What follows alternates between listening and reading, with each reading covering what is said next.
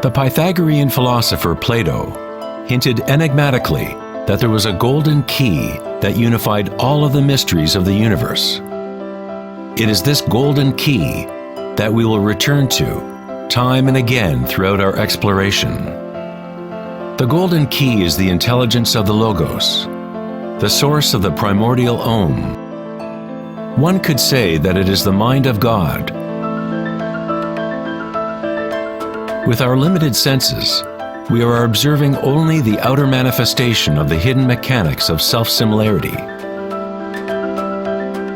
The source of this divine symmetry is the greatest mystery of our existence.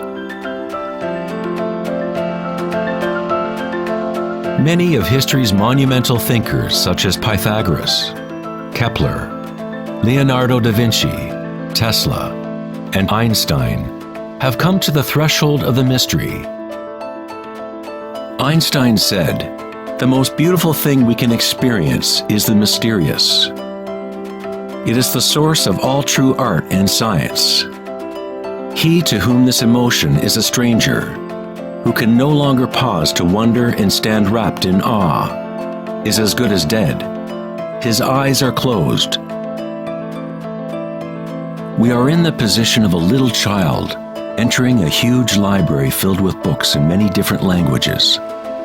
The child knows someone must have written those books. It does not know how. It does not understand the languages in which they are written.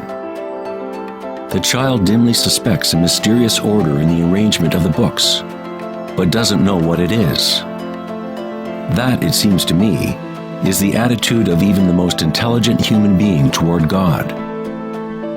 We see a universe marvelously arranged and obeying certain laws. Our limited minds cannot grasp the mysterious force that moves the constellations. Every scientist who looks deeply into the universe, and every mystic who looks deeply within the self, eventually comes face to face with the same thing: the primordial spiral.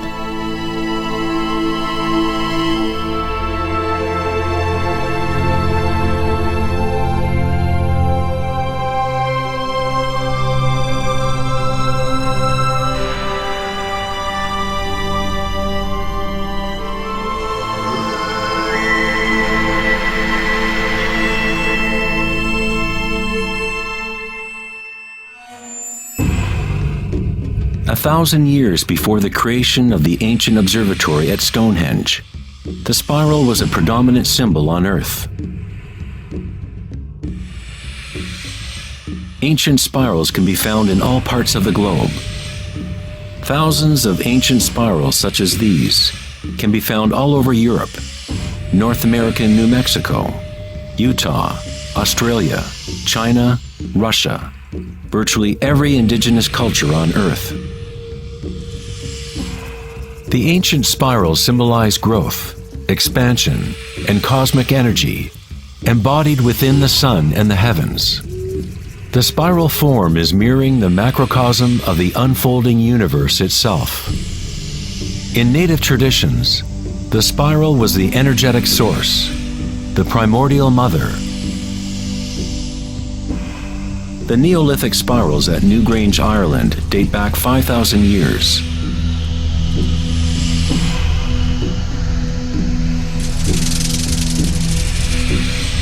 They are 500 years older than the Great Pyramid of Giza, and they are just as enigmatic to modern observers.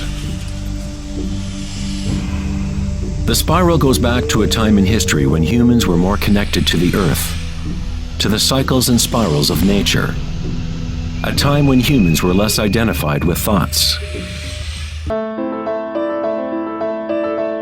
The spiral is what we perceive to be the torque of the universe. Prana, or creative force, swirls akasha into a continuum of solid forms. Found at all levels between the macrocosm and the microcosm, from spiral galaxies to weather systems, to the water in your bathtub, to your DNA,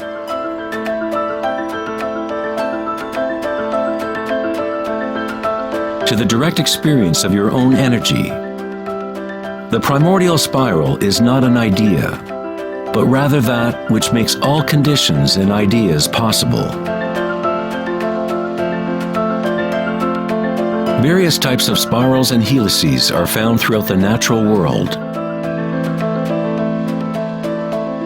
Snails, sea coral,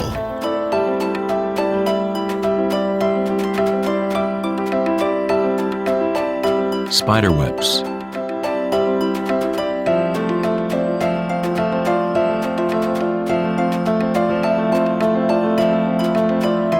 fossils,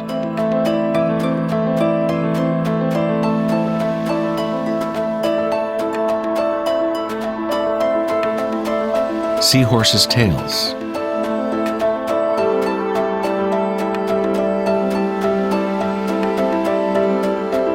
and shells. Many spirals appearing in nature are observable as logarithmic spirals, or growth spirals. As you move out from the center, the spiral sections get exponentially larger.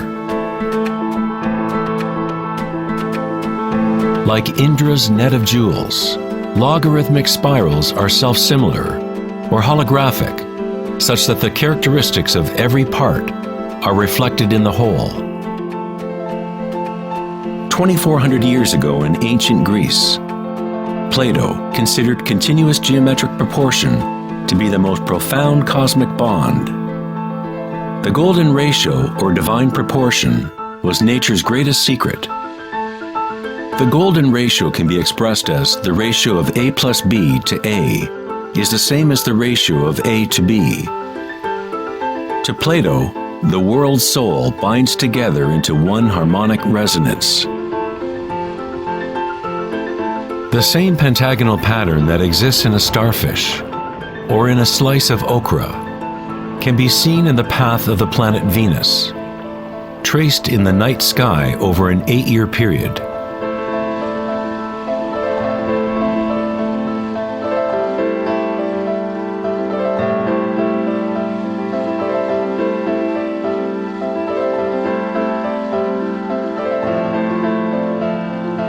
The intelligible world of forms above and the visible world of material objects below through this principle of geometric self-similarity.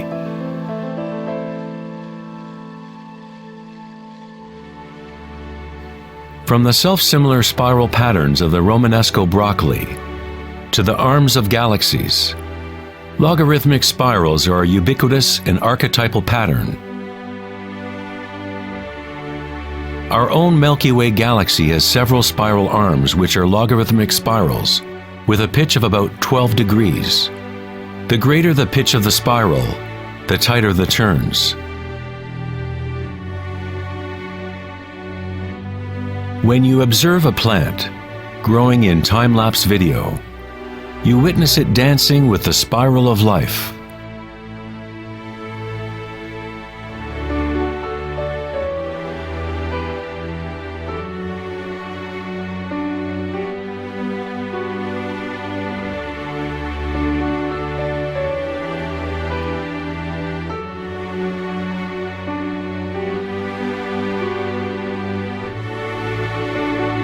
A golden spiral is a logarithmic spiral that grows outward by a factor of the golden ratio.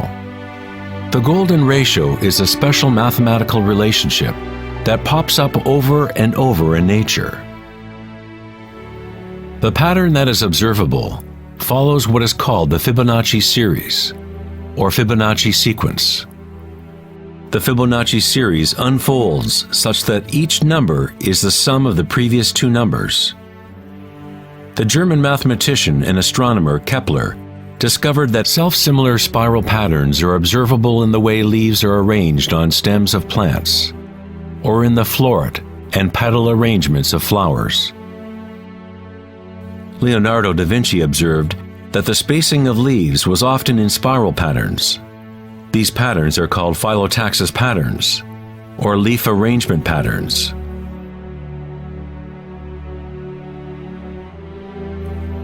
Phyllotaxis arrangements can be seen in self-organizing DNA nucleotides.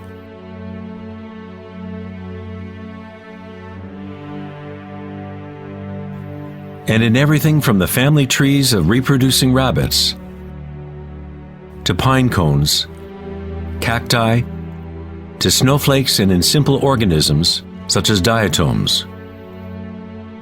Diatoms are one of the most common types of phytoplankton, single-celled organisms that provide food for countless species throughout the food chain.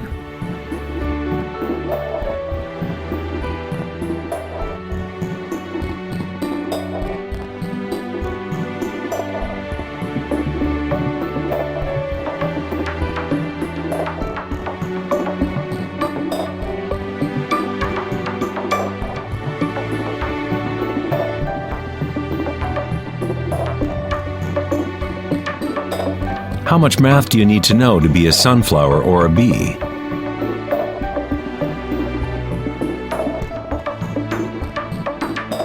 Nature doesn't consult the physics department to grow broccoli. The structuring in nature happens automatically. Scientists in the field of nanotechnology use the term self-assembly to describe the way complexes are formed, such as in the initial hexagonal phase of DNA formation. In nanotechnology engineering, carbon nanotubes are comprised of a similar arrangement of materials.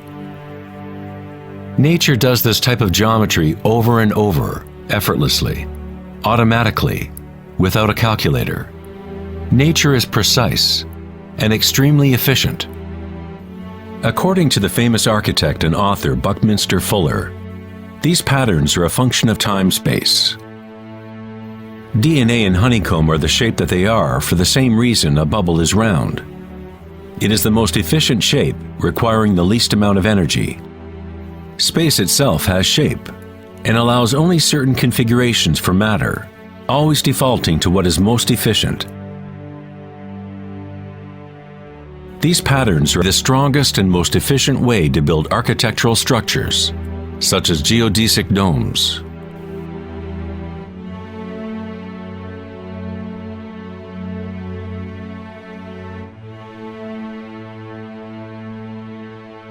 Logarithmic spiral patterns allow plants maximum exposure to insects for pollination, maximum exposure to sunlight and rain, and allow them to efficiently spiral water towards their roots. Birds of prey use the logarithmic spiral pattern to stalk their next meal. Flying in a spiral is the most efficient way to hunt.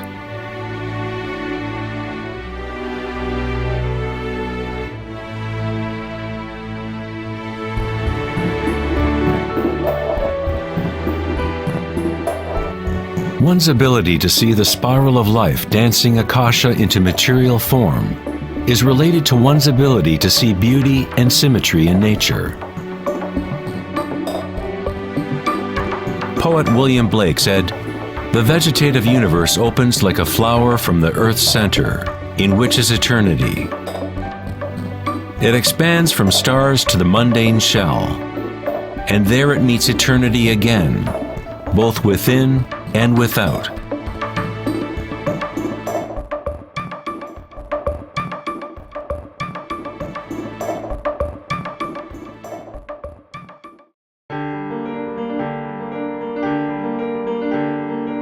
The study of patterns in nature is not something that is very familiar in the West. But in ancient China, this science was known as Li. Li reflects the dynamic order and pattern in nature.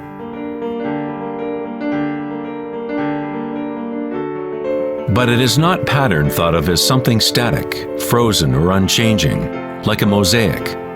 It is dynamic pattern as embodied in all living things.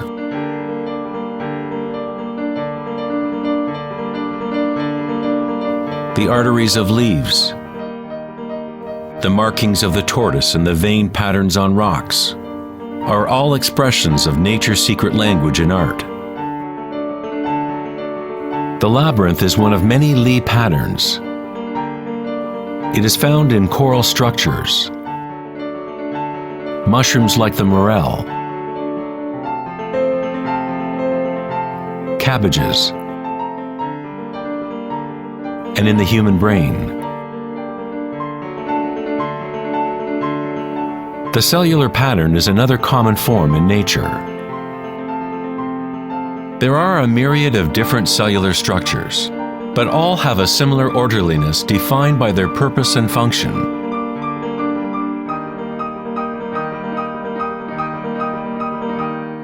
It is easy to be mesmerized with the constant play of forms.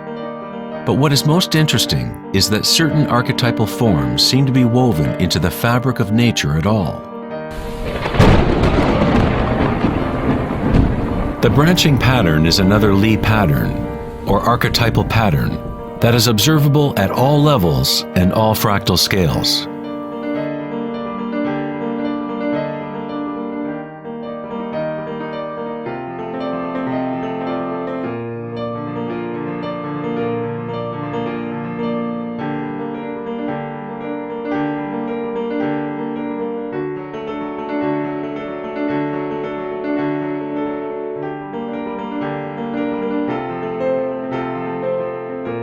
Take, for example, this incredible image of a supercomputer simulation known as the Millennium Run, showing the distribution of dark matter in the local universe. It was created by the Max Planck Society in Germany. Dark matter is essentially what we previously thought of as empty space. It is like an invisible nervous system that runs throughout the universe.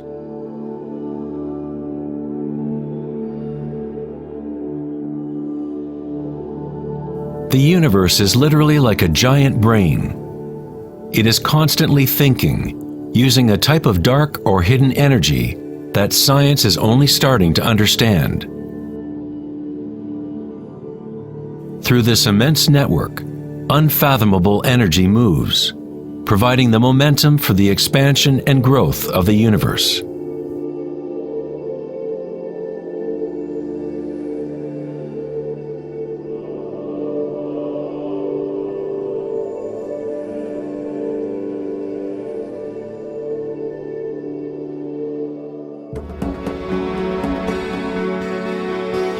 Nature creates branching patterns automatically when we set up the right conditions. Nature is an art-generating machine, or a beauty-creating engine. Here, electricity is being used to grow silver crystal branches. The footage is time-lapsed as they grow over several hours. The crystals form on the aluminum cathode, as ions are electrodeposited from a silver nitrate solution. The formation is self-organizing. You are seeing artwork generated by nature itself. Johann Wolfgang von Goethe said, "Beauty is a manifestation of secret natural laws, which otherwise would have been hidden from us forever." In this sense, everything in nature is alive, self-organizing. When higher voltage is used, the fractal branching becomes even more obvious. This is happening in real time.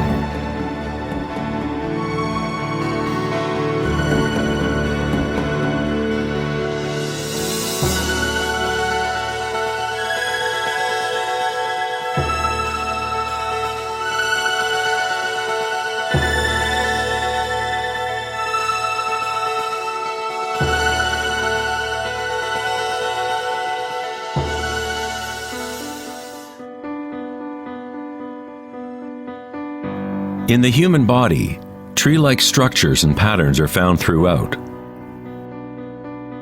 There are, of course, the nervous systems that Western medicine knows about. But in Chinese, Ayurvedic, and Tibetan medicine, the energy meridians are a central component to understanding how the body functions. The nadis, or energy meridians, form tree-like structures. A post-mortem examination will not reveal the chakras or the nadis. But that does not mean they do not exist. You need to refine your tool that you use to look. You must first learn to quiet your own mind. Only then you will observe these things first within yourself. In electrical theory, the less resistance in a wire, the more easily it can carry energy. When you cultivate equanimity through meditation, it creates a state of non-resistance in your body.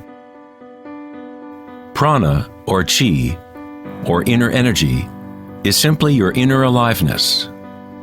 What you feel when you bring your consciousness within the body. The subtle wires within your body that carry prana, the nadis, become able to move more and more pranic energy through the chakras. Your wiring becomes stronger as you use it, as you allow energy to flow. Wherever consciousness is placed, chi or energy will begin to flow and physical connections blossom. Within the brain and nervous system, physical wiring patterns become established by repetition. By continually placing your attention within and lowering resistance to the sensations you are experiencing, you increase your energetic capacity.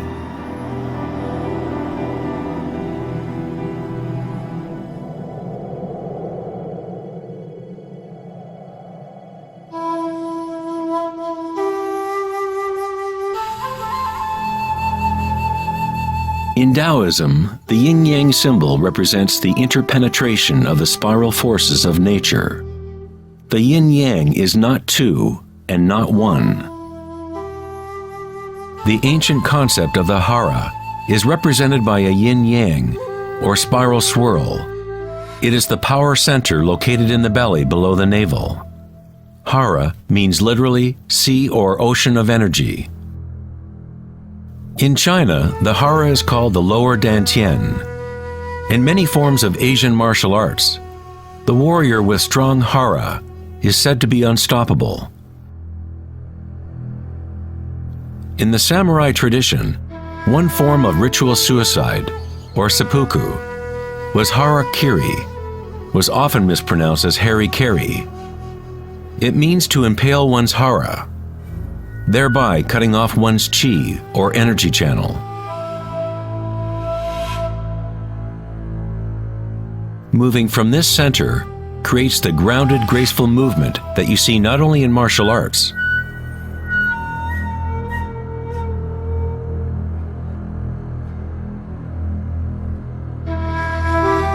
but in great golfers, belly dancers,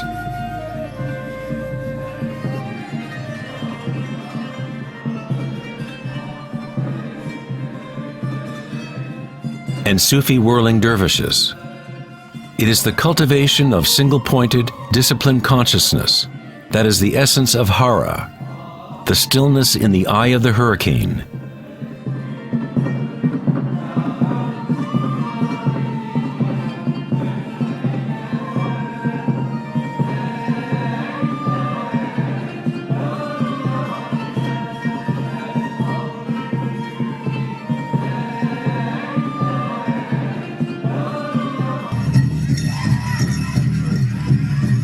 It is the gut instinct in connection to one's energy source.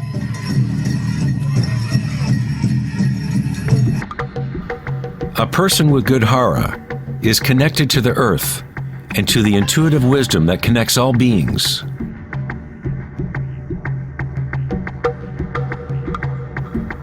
To think with your belly, hara dekanganase, is to tap into your inner wisdom.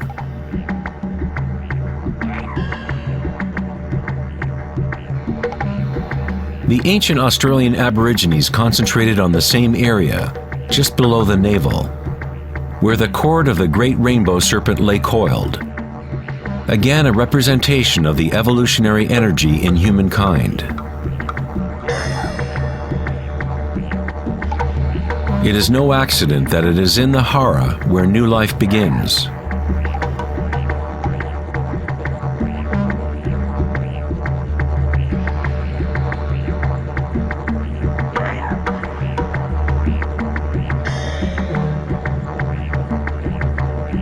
The enteric nervous system, sometimes referred to as the gut brain, is capable of maintaining a complex matrix of connections similar to the brain and the head, with its own neurons and neurotransmitters. It can act autonomously, that is, with its own intelligence. You could say that the gut brain is a fractal version of the head brain, or perhaps the head brain is a fractal version of the gut brain. A healthy bear has strong hara. When a bear knows where to forage for herbs, it follows the movement of qi through its senses, centered in the hara or belly.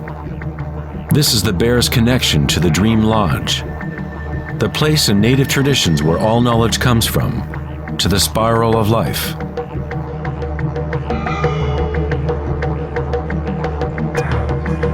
But how did ancient peoples know about the spiral, if modern science is just now starting to recognize its significance?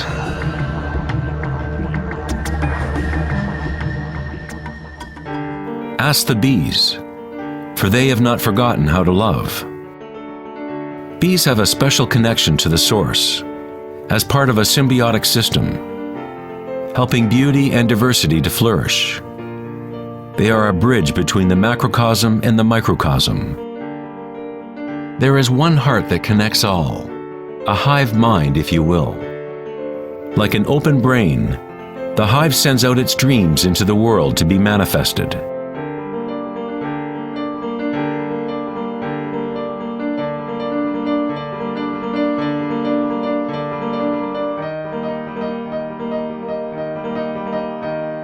In nature, many creatures know how to act in unison, to move with one spirit, one direction.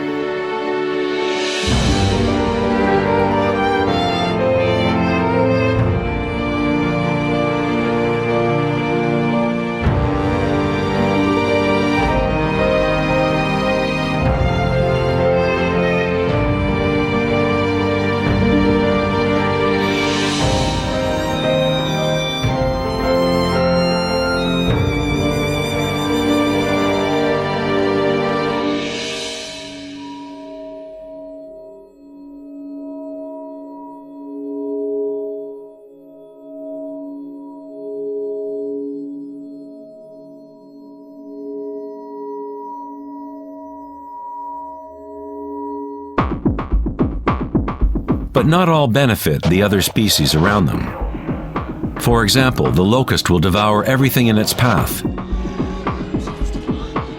A locust has no choice but to act like a locust. It will never make honey or pollinate plants the way a bee does. A locust's behavior is rigid, but a human is unique in that we can act like a bee or we can act like a locust. We are free to change and manipulate the patterns of how we interact with the world. We can exist symbiotically or as a parasite.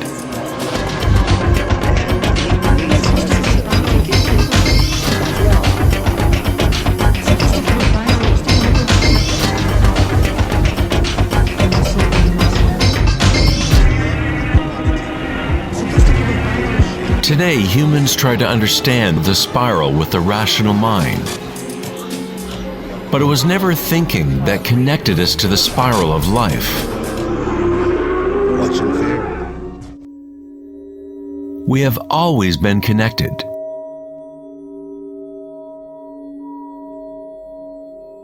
Thinking has been what keeps us in the illusion of separateness, within our own identities. Thinking is the creation of separateness, the experience of limitation. The more we align with thought, the more removed we become from the source. Ancient cultures that were less thought-oriented aligned themselves with the spiral in a more direct and personal way than we do today. In ancient India, Kundalini is a representation of one's inner energy, which moves in snake-like or helix-like pattern up the spine. In the ancient yogic traditions of India, the inner worlds of people at that time were comparable to those of Hara-centered cultures. To balance the power of the spiral with the stillness of your witnessing consciousness is to align with your full evolutionary potential, to blossom into the unique multifaceted being you were designed to be. Ida, the feminine or moon channel, is connected to the right brain, and Pingala, the masculine or sun channel, connected to the left brain. When these two channels are in balance, energy flows up a third channel, Sushumna, along the center of the spine, energizing the chakras and unlocking one's full evolutionary potential. The word chakra is an ancient Sanskrit word meaning energy wheel. Kundalini is nothing less than the primordial spiral that dances your human life into existence. It is a different order of energy than we normally understand, like a bridge from gross matter to the most subtle energies. You are that bridge. Kundalini is not energy that can be forced by will, effort, and friction.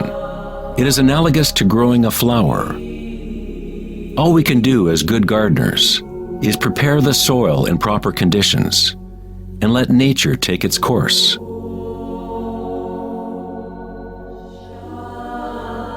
If you force a flower to open prematurely, you will destroy it. It grows with its own intelligence, with its own self-organizing direction. The egoic mind, which fixates on the outer world, is what keeps you from experiencing your true inner vibratory nature. When consciousness is turned within, it becomes like the sun's rays, and the lotus within begins to grow. As Kundalini awakens within oneself, one begins to see the signature of the spiral in all things, in all patterns within and without. This spiral is the link between our inner worlds and our outer worlds.